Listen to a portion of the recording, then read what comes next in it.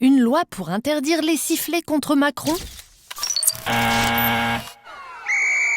C'est ce qu'ont visiblement compris ou fait mine de comprendre de nombreux membres de la classe politique après une interview du député de la majorité Carl Olive. Invité dimanche sur France Info, l'ancien journaliste était interrogé sur les sifflets anti-Macron entendus lors du mondial de rugby. Évoquant de manière plus large les perturbations lors des événements, il a appelé de ses vœux une loi d'exception. L'adjoint au logement de la mairie de Paris, Yann Brossa, a immédiatement réagi en demandant, après les arrêtés anti-casseroles, la loi anti-sifflet. De son côté, l'eurodéputé Gilbert Collard a écrit « Carl Olive met de l'huile sur le feu en voulant des lois d'exception pour empêcher qu'on siffle, le président « touche pas à mon Pol Pot ».